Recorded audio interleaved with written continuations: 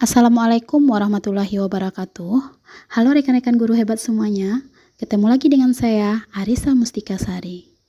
Setelah mengikuti pembelajaran demi pembelajaran pada modul 11, sekarang tiba saatnya saya memberikan koneksi antar materi, yaitu kesimpulan dan refleksi pada modul 11, yaitu Refleksi Filosofis Pendidikan Nasional oleh Ki Hajar Dewantara. A. Kesimpulan pemikiran-pemikiran Ki Hajar Dewantara. Kesimpulan yang pertama, pendidikan adalah menuntun segala kekuatan kodrat yang ada pada anak, agar mencapai keselamatan dan kebahagiaan yang setinggi-tingginya sebagai manusia maupun anggota masyarakat. Bagaimana cara kita menuntun anak atau peserta didik kita?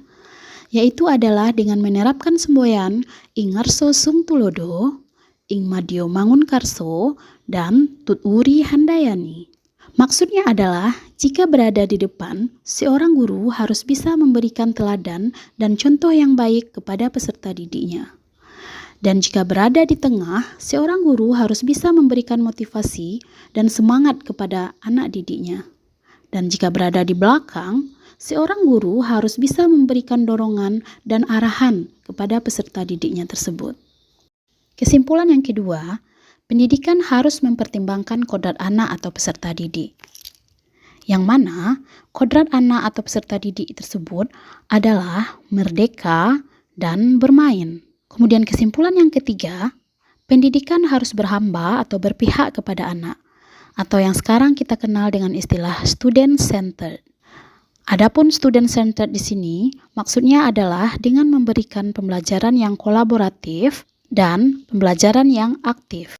Kesimpulan yang keempat, teori tabula rasa tidak berlaku di dalam pendidikan, di mana seperti yang kita ketahui, tabula rasa adalah maksudnya anak itu seperti kertas kosong, yang mana kita bebas menulis sesuai kehendak hati kita. Nah, itu tidak berlaku bagi pendidikan, karena di dalam pendidikan kita hanya bisa memberikan dan menebalkan tingkah laku atau perilaku anak.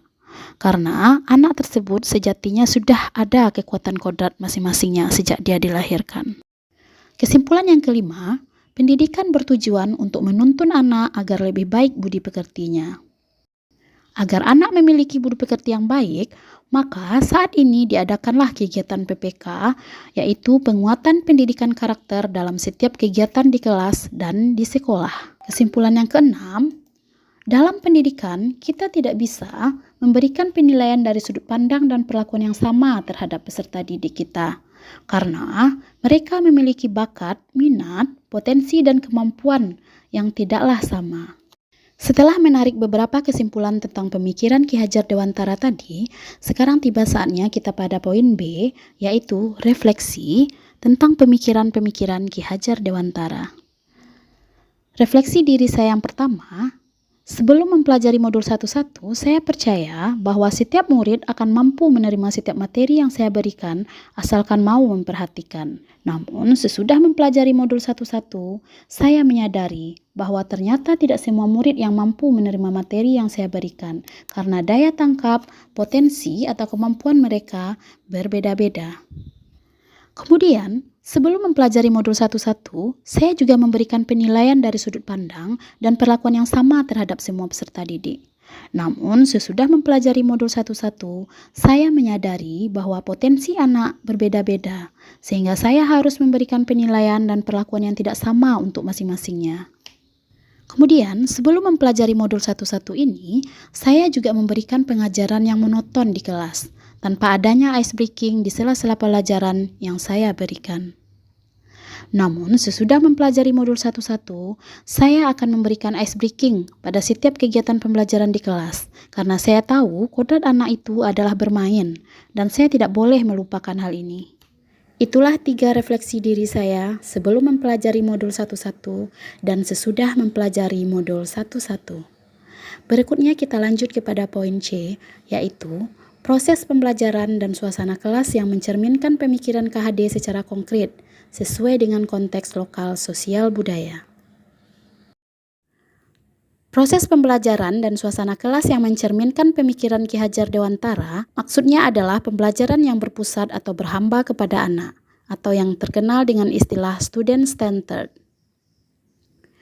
Metode yang dipakai biasanya menggunakan collaborative learning dan active learning. Seperti apa collaborative learning tersebut? Berikut contohnya.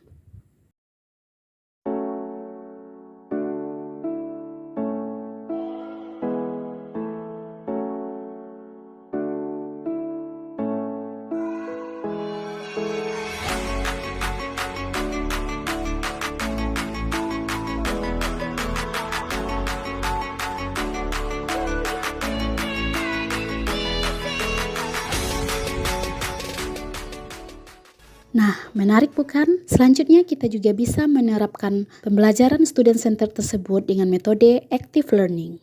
Seperti apa itu? Berikut contohnya. Kan temannya boleh. Jadi ciri-cirinya kalau past perfect tense we use have plus verb to be, and then present perfect we use has atau have. Ya, has one. Stick it.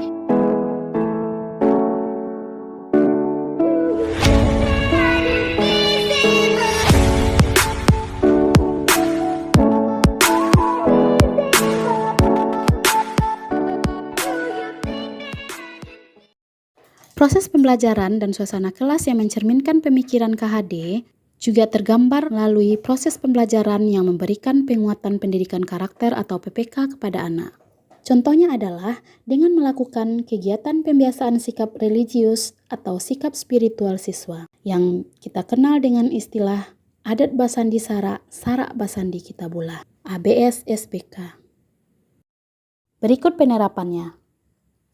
Berdoa sebelum dan sesudah belajar, baca Al-Quran dan terjemahannya 15 menit sebelum memulai pembelajaran, kultum setiap hari Jumat, Jumat berbagi, gotong royong setiap bulan.